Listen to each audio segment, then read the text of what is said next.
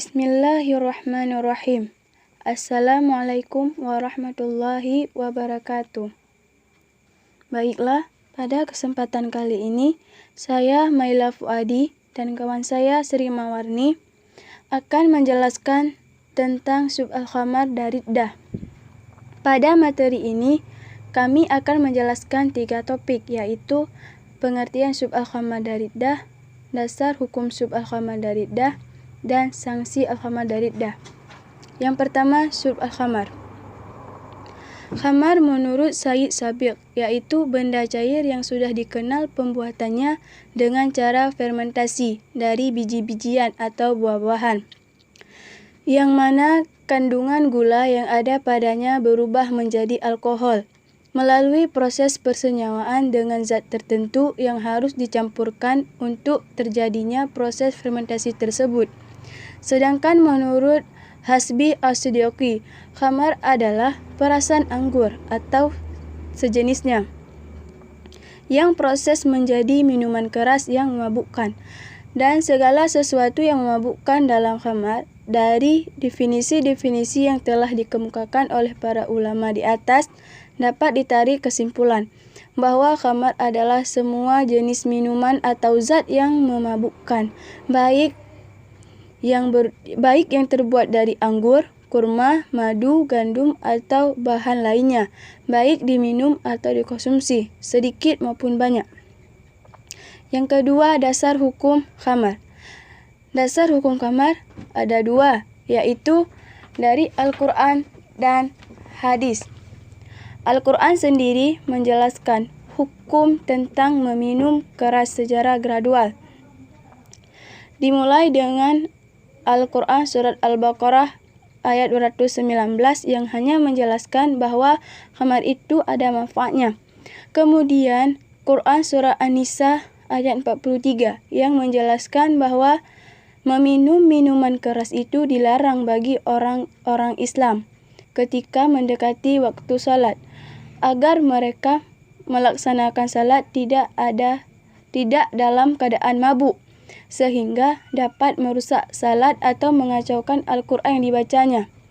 Yang terakhir, Quran Surat Al-Maidah ayat 90 yang menjelaskan bahwa meminum minuman keras atau khamar adalah termasuk perbuatan syaitan yang wajib dijauhi agar tidak menimbulkan permusuhan dan kebencian di antara kaum muslim. Sudah jelas Allah Subhanahu wa taala melarang meminum atau mengkonsumsi minuman yang mengandung alkohol, karena minuman ini membahayakan dan dapat mendatangkan kemudaratan atau keburukan bagi orang yang meminumnya. Sedangkan menurut hadis, larangan minuman khamar juga disebutkan oleh Imam Ahmad yang meriwayatkan sebuah hadis dari Abu Musa Al-Asy'ari bahwa Rasulullah SAW bersabda, "Tidak akan masuk surga orang yang senantiasa minum khamar, orang yang percaya atau membenarkan sihir, dan orang yang memutuskan tali silaturahim.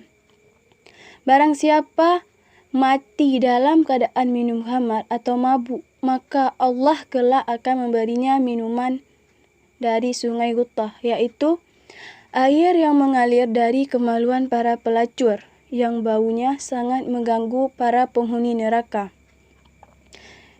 Yang ketiga, sanksi Sub Al-Khamar.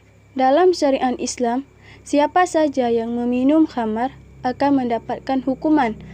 Adapun hukuman tersebut berupa dera 40 kali atau 80 kali jika amir atau penguasa menghendakinya. Adapun cara pelaksanaannya dilakukan oleh eksekutor yang sudah memenuhi syarat-syarat. Juga alat yang digunakan adalah pelepah daun kurma atau sejenisnya. Namun, hukuman dera dapat gugur bila mana para saksi menarik kesaksiannya atau pelaku menarik kembali pengakuannya, serta tidak ditemukan barang bukti yang menguatkan. Selanjutnya, riddah.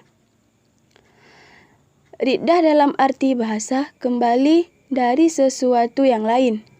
Menurut syarak adalah keluar dari Islam. Sementara jarimah adalah segala bentuk larangan syarak yang diancam dengan hukuman, baik berupa jarimah hudud, jarimah qisas, dan atau jarimah ta'zir. Jarimah riddah adalah meninggalkan pembenaran syariat Islam yang dilakukan dengan beberapa cara, yaitu melakukan atau meninggalkan sesuatu perbuatan, mengucapkan, dan berkeyakinan. Yang kedua, dasar hukum riddah. Dasar hukum riddah ini terdapat di dalam Al-Quran dan hadis. Berikut adalah dasar hukum dalam Al-Quran. Barang siapa yang murtad di antara kamu dari agamanya, lalu dia mati dalam kekafiran, maka mereka itulah yang sia-sia amalannya di dunia dan akhirat. Dan mereka itulah penghuni neraka, mereka kekal di dalamnya. Quran Surat Al-Baqarah ayat 217. Sedangkan dalam hadis dijelaskan, diriwayatkan dari Ibnu Abbas bahwa Rasulullah SAW bersabda, barang siapa yang menggantikan agamanya atau murtad dari Islam, hendaklah kalian membunuhnya. Hadis riwayat Bukhari. Sanksi riddah. Perbuatan riddah diancam dengan 3 macam hukuman. Yang pertama, hukuman pokok. Jarimah riddah adalah hukuman mati sesuai dengan hadis. Barang siapa menggantikan agamanya, maka bunuhlah ia. Yang kedua, hukuman pengganti. Diberikan apabila hukuman pokok tidak dapat diterapkan. Hukuman pengganti itu berupa ta'zir. Yang ketiga, hukuman tambahan adalah merampas hartanya dan hilang terpidana untuk mengelola hartanya. Menurut Imam Malik, Syafi'i, dan pendapat yang paling kuat dalam mazhab Hambali, semua harta orang murtad dirampas. Mungkin cukup sekian presentasi dari kami. Apabila terdapat kesalahan, baik dalam penyampaian ataupun kesalahan kata, kami mohon maaf. Kami akhiri. Wassalamualaikum warahmatullahi wabarakatuh.